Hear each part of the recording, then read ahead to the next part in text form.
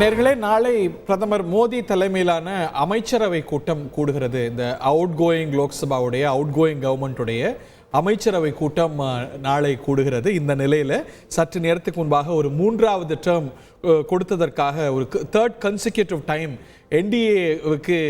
NDA மீது நம்பிக்கை வைத்ததற்காக நன்றி என்று பிரதமர் நரேந்திர மோடி தன்னுடைய எக்ஸ் தளத்தில் பதிவு செய்திருக்கிறார். இன்னும் சற்று நேரத்தில் ஒரு 15 நிமிடத்தில் அவர் பாஜக தலைமை அலுவலகத்தில் பேசவும் இருக்கிறார் என்பது குறிப்பிடத்தக்கது பாஜக தொண்டர்களிடையே.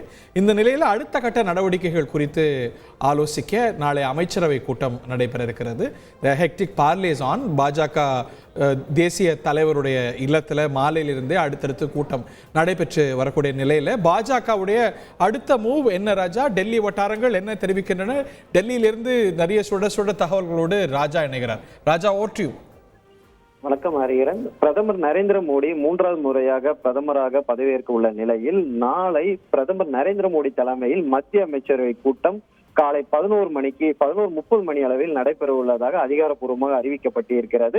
இந்த கூட்டத்தின் முக்கிய காரணம் என்னென்றால், ஏற்கனவே இவர்கள் அடுத்த முறை நாங்கள் தான் கண்டிப்பாக வருவோம், உறுதியாக இருக்கிறோம், அடுத்த 100 நாட்களுக்கான திட்டங்கள் என்ன என்று குறித்தெல்லாம் பல்வேறு ஆலோசனை கூட்டங்கள் நடத்தியிருந்தார்கள். நாளையும் இதற்கான முதற்கட்ட படியாக இந்த அமைச்சரவை கூட்டம் நாளை நடைபெற இருக்கிறது.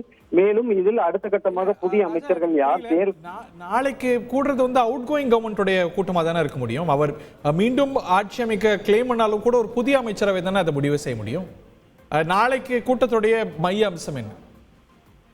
நிச்சயமாக அறிகிறேன், புதிய அமைச்சர் முடிவு செய்யலாம். ஆனால் முதற்கட்டமாக இப்ப தற்போதைய இந்த அமைச்சர் கூட்டத்தில் ஏற்கனவே உள்ள சில திட்டங்கள் குறித்தெல்லாம் விவாதிக்கப்பட இருக்கிறதாக தகவல் வெளியே இருக்கிறது.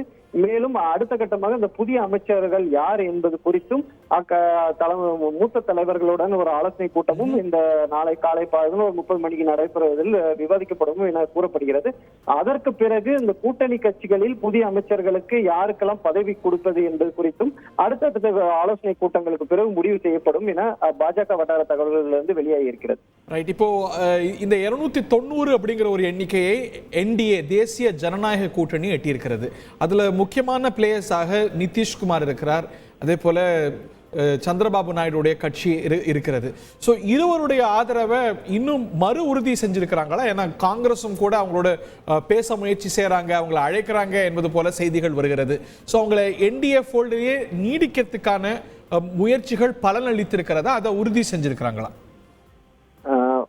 தற்போது நிதிஷ்குமார் ஏற்கனவே இந்த வாக்கு எண்ணிக்கை நடைபெறுவதற்கு முன்பே டெல்லி வருகை தந்து பிரதமர் நரேந்திர மோடியுடன் ஆலோசனை மேற்கொண்டார். இந்த முடிவுகள் வெளியான பிறகு நிச்சயமாக நாங்கள் தேசிய ஜனநாயக கூட்டணியில் தான் இருக்கிறோம் என நிதிஷ்குமார் அதிகாரப்பூர்வமாக அறிவித்திருக்கிறார். அதே போல சந்திரபாபு நாயுடுவும் நாங்கள் தேசிய ஜனநாயக கூட்டணியில் தான் இருக்கிறோம் என அதிகாரப்பூர்வமாக அறிவித்திருக்கிறார்கள். நாளை டெல்லி தேசிய ஜனநாயக கூட்டணியுடன் ஒரு முக்கிய ஆலோசனை கூட்டத்தில் அவர்கள் ஈடுபடுகிறார்கள். நிச்சயமாக நாங்கள் இந்த கூட்டணியிலிருந்து பின்வாங்க மாட்டோம் என்று அவர்கள் உறுதிப்பாடாக இருக்கிறதாக தற்போது வரை தகவல்கள் வெளியாகி இருக்கிறது. செய்திகளை உடனுக்குடன் தெரிந்து கொள்ள உடனே சப்ஸ்கிரைப் பண்ணுங்க.